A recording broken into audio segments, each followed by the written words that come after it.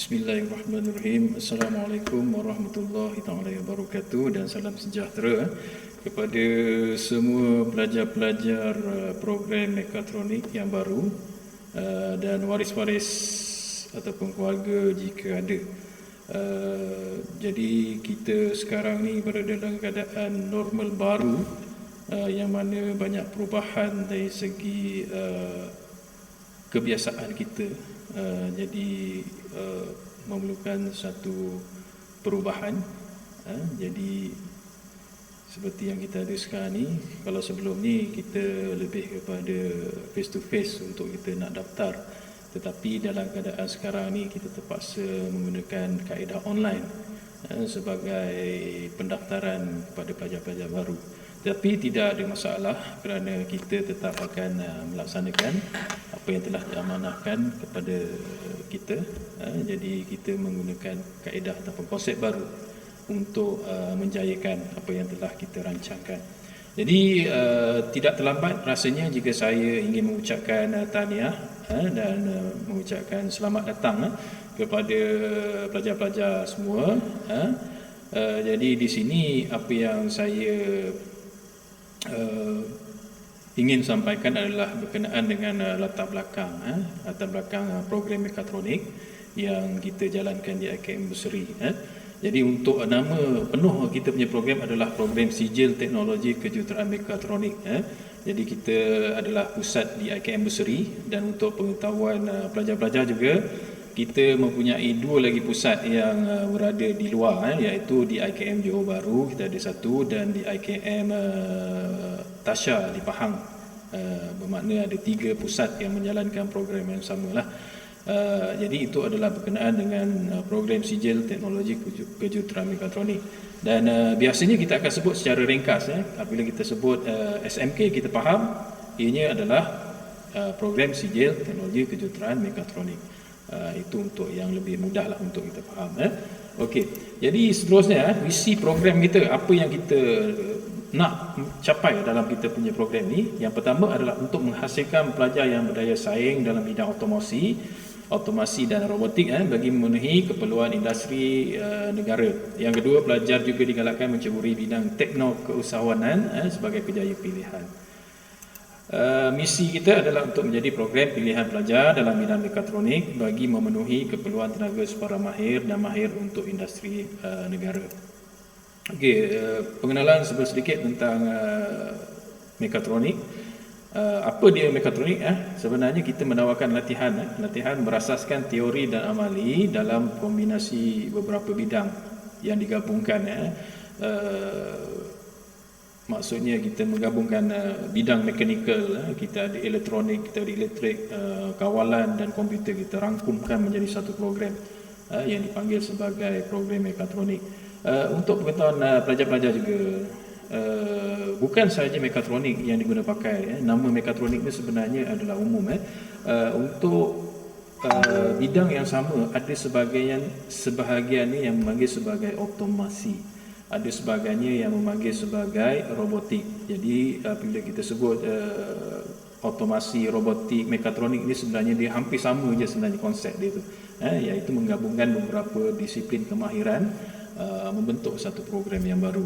So itu adalah yang dikatakan sebagai mekatronik. So apa yang mekatronik buat? Sebenarnya mekatronik ni dia mempunyai luas dia punya skop kemahiran dia luas. Sebab apa? Sebab kita belajar semua bidang kemahiran sebenarnya. Kita ambil sikit-sikit yang mana apabila kita gabungkan menjadi otomasi. Otomasi ni akan berada pada banyak bidang-bidang. Contohnya yang ada dalam slide ni, bidang defense system, sistem pertahanan. Kita ada zerografi, medical, aerospace, otomotif dan lain-lain lagi. Jadi semua ni menggunakan program mekatronik yang mana ianya melengkapi untuk memenuhi keperluan sesuatu industri. So sebenarnya dalam keadaan revolusi industri 4.0 ni memang bidang mekatronik ini adalah sangat-sangat diperlukan. Okey, seterusnya kedudukan pelajar di IKM Berseri, program mekatronik kita yang kita ada adalah semester 1, iaitu semester yang baru mendaftar sekarang ni. iaitu kalau ikutkan dalam list adalah 16 orang. So mentor ataupun guru yang terlibat untuk menjaga kelas 1A ini adalah Encik Wan Muhammad Ridwan. Yang kedua, kita ada semester 2A iaitu 7 orang. Cikgu ataupun guru mentor yang terlibat adalah saya sendiri.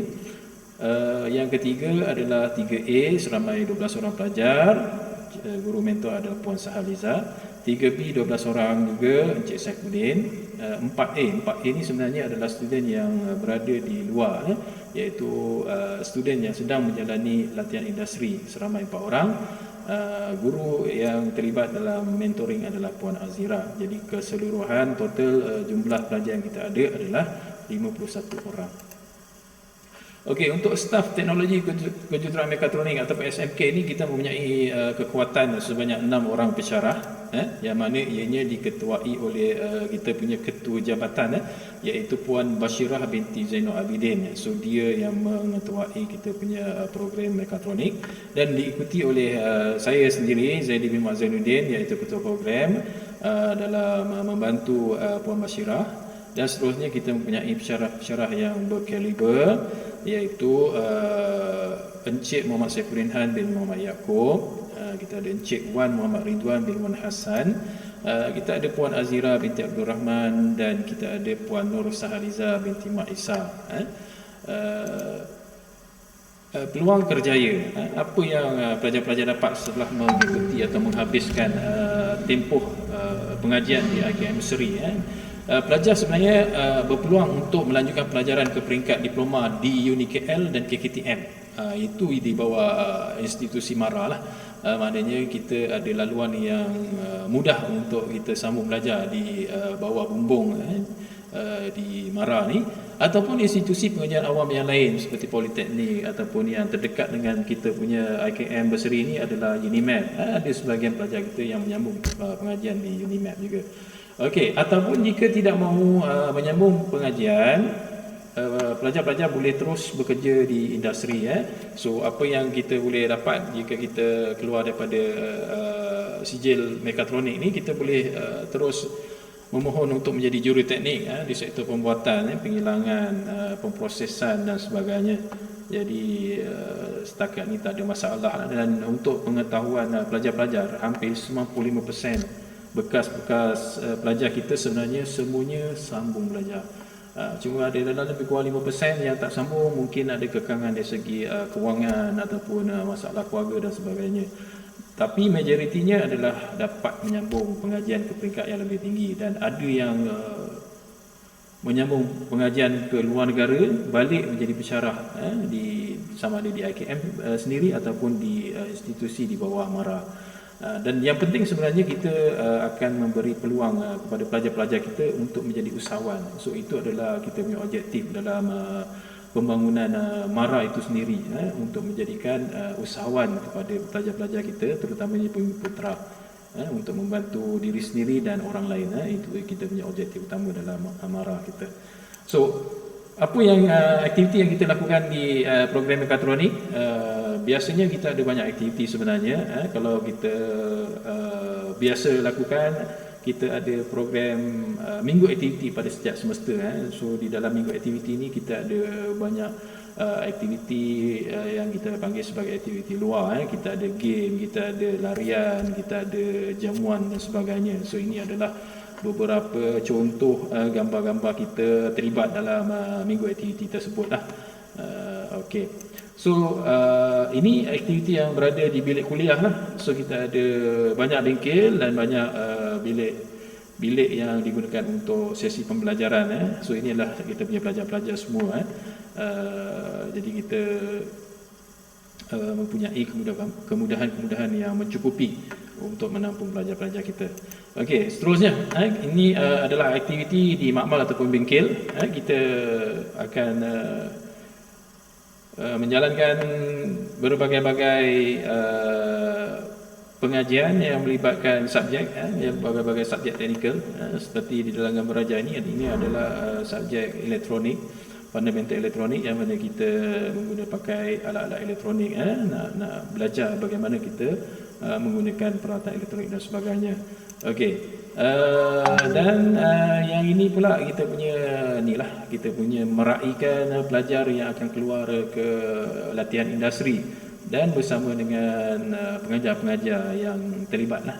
So ini adalah kita punya staff dan pelajar semester 3 yang akan melaksanakan latihan industri mereka di luar. So itu saja untuk penerangan secara ringkas berkaitan dengan program mekatronik. Jika ada soalan ataupun pertanyaan yang ingin diajukan, jangan segan, jangan malu. Kita akan memulakan sesi Q&A kita setelah kita habis menonton video ini. Jadi, sekian, terima kasih. Assalamualaikum warahmatullahi wabarakatuh.